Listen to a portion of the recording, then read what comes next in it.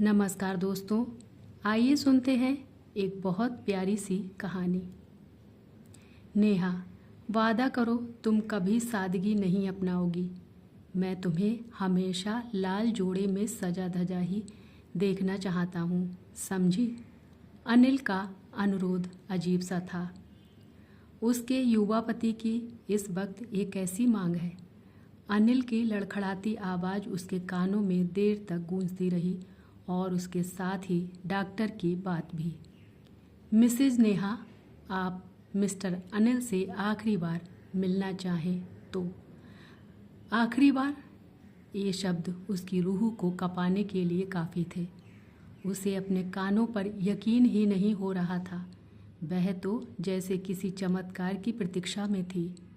सब कुछ ठीक हो जाएगा और अनिल अस्पताल से सकुशल घर आ जाएंगे। वह उनके मनपसंद लाल जोड़े में उनका स्वागत करेगी। मगर अफसोस कि अब किसी चमत्कार की कोई गुंजाइश शेष नहीं रही। डॉक्टर ने साफ साफ कह दिया कि अनिल अपनी आखिरी सांसें ले रहा है। यह सुनकर एक बार को ऐसा लगा जैसे उसका शरीर अपनी ही जगह पर जम गया। हाथ पाँव ने काम करना बंद कर दिया। भला कौन सी ऐसी पत्नी होगी जो भरी जवानी में पति का साथ छूटने को सामान्य तरीके से ले। आँखों के आगे जैसे अंधेरा सा छा रहा था कि उसकी नज़र कैलेंडर पर पड़ी। ओह, आज की तिथि की वह बेसब्री से प्रतीक्षा करता था। उसने फटाफट अपनी आँखों के आंसू पोंछे। वह अपना वादा भला कैसे तोड़ सकती है। बाद में जो भी हो, फिलहाल अपने पति को खुशी खुशी विदा करेगी। उसने अपना कवर्ड खोला तो सामने ही लाल जोड़ा टंगा दिख गया। एनिवर्सरी नज़दीक थी, तभी तो अनिल ने उसके लिए ड्राई क्लीन करा कर रखा था। जाने कहाँ से साहस आया और 16 श्रृंगार कर तैयार हो गई। कार की चाबी उठा ली और निकल पड़ी। अटलांटा शहर बहुत बड़ा तो है नहीं। लोग मुड़ मुड़ कर उसके लिबास को देख रहे थे, पर उसे तो कुछ भी नहीं सूझ रहा था। रास्ते में 4 सिग्नल पड़े। सबकी अजीबोगरीब नज़रें चुभती रहीं। लोगों को उसका लाल रंग अटपटा लग रहा था। जहाँ सफ़ेद रंग सुहाग की निशानी हो, वहाँ ये नीले व काले कपड़े ही ज़्यादा से ज़्यादा पहने जाते हैं। ऐसे में सुर्ख लाल रंग का भारी जड़ी बूटियों से भरा लहंगा, चुन्नी और इतना सारा सोना पहने कोई कार चलाता दिखे तो अचरज का होना सामान्य है। ये कहानी अटलांटा में रहने वाले एक इंजीनियर की है, जो आंध्र प्रदेश के एक गांव का मूल निवासी था, जहां लोग अक्सर शादी ब्याह रिश्तेदारियों में निपटाते हैं। ऐसा ही रिश्ता नेहा का भी हुआ था। बस 18 की थी जब उसके नज़दीकी रिश्तेदार का रिश्ता आया। अनिल ने इंजीनियरिंग के बाद न्यूयॉर्क यूनिवर्सिटी से मास्टर्स की डिग्री पूरी की। जब कैंपस सिलेक्शन से जॉब भी लग गई तो घर वालों ने उसका ब्याह नेहा के साथ तय कर दिया। परिवार वालों ने सोचा कि बार बार आना जाना क्यों करना है, आया है तो दुल्हन को लेकर ही वापस जाए। दूल्हा 25 का और दुल्हन 18 की। देखने दिखाने वाली जोड़ी थी दोनों की। प्यार उतना तो था ही जितना किसी भी नव युगल में होता है। कमसिन नेहा में हया गजब की थी, जिस पर अनिल दीवाना हुआ जा रहा था। दिन के 12 बजे की शादी थी। सारे रिश्ते नातेदार जमा थे। ऐसे में सबके सामने ही उसका गुस्ताख सहचर हथेली दबा बैठा। पहले तो वह सकुचाई और भी ज़्यादा खुद में सिमट गई तो अनिल ने ही पहल की। सुनो, कयामत ढा रही हो, वादा करो आज के दिन हर साल सुहाग का लाल जोड़ा ही पहनोगी। एक ही जोड़े में पूरी जिंदगी बिताना होगा। बड़े कंजूस हो, उसने झूठा गुस्सा दिखाया।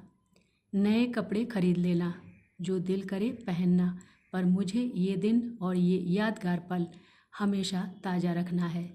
तुम्हें इसी रूप में बिल्कुल ऐसे ही करधनी और बाजूबंदी के साथ सजी धजी देखना है। तब से वह हर साल दुल्हन की तरह 16 श्रृंगार कर सजती थी और पति आँखों ही आँखों में उसका शुक्रिया अदा करता था। आज उसे अपने श्रृंगार में एक वेदना नजर आ रही थी।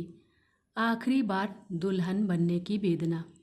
आंखों में काजल जरूर था, मगर सीने में तूफान उठ रहा था। आंखें स्नेह में सजल नहीं थीं, बल्कि दुख से पनीली और चिंता से अंगारे बरसा रही थीं। उसे बार बार स्वयं पर ही क्रोध आ रहा था और एक ही ख्याल कि वह भारत आई ही क्यों। ना वह आती और ना ही अपने साथ यह जानलेवा बीमारी लाती। मार्च महीने की बात है। उसकी माँ जोरों की बीमार पड़ी थी, तो अपनी माँ से मिलने की व्याकुलता को रोक नहीं पाई। कोरोना के समय जब अंतर्राष्ट्रीय उड़ानें बंद हो गई थीं, तभी उसकी माँ बीमार हुई थी। ऐसे में जैसे ही फ्लाइट की सुविधा शुरू हुई, उसने माँ के आग्रह पर अनिल से जिद कर अपने लिए विशाखापत्तनम का टिकट बनवा लिया। बच्चे बड़े हो चुके थे। बेटा शिशिर इंटर में और बेटी आसना कॉलेज में आ चुकी थी, तो माँ के बिना भी उन्होंने अपना ख्याल रख लिया। पर नेहा के बिना अनिल का दिल नहीं लग रहा था। उसे वापस बुलाने के लिए रोज़ ही फ़ोन करता। कब आओगी? इतने दिनों बाद आई हूँ तो थोड़े दिन और रह लूँ। अपना वादा नहीं निभाऊंगी। कैसा वादा? शादी की वर्षगांठ पर सुहाग के लाल जोड़े में साथ होने का वादा। अरे हाँ, टिकट भेज दो। और वह 20 मार्च को लौट आई, मगर भारत से नेहा अकेली घर नहीं आई। उसके साथ कोरोना का डेल्टा वेरिएंट भी आ गया था। संभवतः एयरपोर्ट पर संक्रमित हुई थी। घर आने पर 1-2 दिन में कुछ स्वस्थ महसूस करने लगी, पर अनिल के सिर में जोरों का दर्द होने लगा। हॉस्पिटल जाने पर टेस्ट हुआ तो कोरोना पॉजिटिव निकला। उसे तुरंत ही अस्पताल में दाखिल कर लिया गया। पहले मामला नियंत्रण में ही था, मगर इधर 2 दिन पूर्व अनायास ही हालत बहुत ख़राब होने लगी, तो उसे वेंटिलेटर पर रखा गया। उसकी हालत सुधरने के बजाय बिगड़ती ही जा रही थी। अमेरिका में डेल्टा वेरिएंट आया ही नहीं था, तो उससे लड़ने में डॉक्टर भी अक्षम थे। उनके पास भी इस वेरिएंट की कोई सही दवा नहीं थी। धीरे धीरे अनिल के शरीर के भीतरी अंग खराब हो रहे थे। जब ठीक होने के कोई आसार ना दिखे तो नेहा को फ़ोन किया गया। फ़ोन का रिसीवर हाथ में लिए ही वह ज़मीन पर बैठ गई थी। कैसे क्या करेगी? पति अस्पताल में आखिरी सांसें ले रहा है। बच्चों का जीवन अधर में है।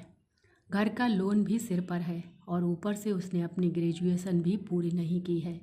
लेकिन इस हाल में भी उसकी आंखों में अनिल और उनसे किए वादे को पूरा करने का जुनून था। जल्दी ही गाड़ी अस्पताल के सामने रुकी तो वह झटके से बाहर आई।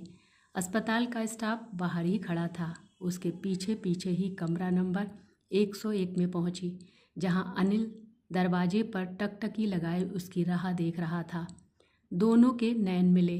12 बजे की सुई जैसे वह फिर से एक साथ थे। आंखों में पिछले 20 वर्ष का सफ़र नाच गया और वे दोनों फिर से युवा हो उठे। अनिल कमज़ोर हो चुका था, पर यत्नपूर्वक मुस्कराया, मानो आंखों ही आंखों में धन्यवाद दे रहा हो।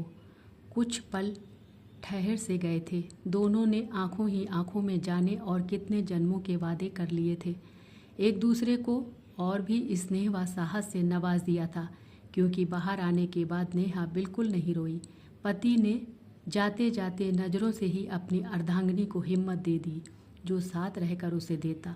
नेहा को भी यह संतोष था कि अपने छोटे से वैवाहिक जीवन में उसने शायद ही अनिल की किसी बात का मान न रखा हो।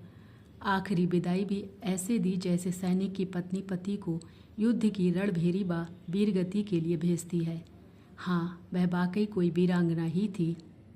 बाहर आते हुए लोगों की नज़रें श्रद्धा से झुकी थीं। विदेश में रह रहे जोड़ों के बीच उनकी चर्चा जोरों पर थी। क्या ऐसी होती हैं भारतीय स्त्रियां जो सदा सुहागन जीती हैं और अपने सुहाग का मान रखते हुए समग्र जीवन समर्पित करती हैं। घर आई तो भावुक बच्चे पिता को साथ ना पाकर बुरी तरह टूट गए थे। उसने उन्हें अपने सीने से लगाकर कहा, बस वर्तमान में जीना है। तुम्हारे पिता हर पल को खुशी से जीने की कला सिखाकर गए हैं। हम उनके बताए राह पर ही चलेंगे। जितना रोना है आज ही रो लो। आज के बाद कोई नहीं रोएगा। सब अपने हिस्से की श्रद्धांजलि स्नेहपूर्वक देंगे। ये याद रखना कि वह कहीं नहीं गए हैं, हर वक्त हमारे साथ हैं। आज से मुझे ही अपना पापा समझना। नेहा ने आंखों ही आंखों में जैसे अनिल को खुद में समा लिया था। उसने बच्चों की मदद से ऑनलाइन पढ़ाई करनी शुरू की, आर्टिफिशियल इंटेलिजेंस सीखा। अनिल के मित्रों की मदद से नौकरी पाने में आसानी हुई। बेटी ने भी पढ़ाई के साथ साथ एक पार्ट टाइम नौकरी कर ली। बेटा अपनी पढ़ाई पूरी जोर शोर से करता रहा। रिश्तेदारों ने भी यथासंभव मदद किया, मगर असली हिम्मत तो उसकी ही थी, जिसने अपना सुहाग खोकर और इतने बड़े दुख को झेल कर भी अपने हौसले की उड़ान में कोई कमी नहीं आने दी। जय श्री कृष्णा। राधे राधे।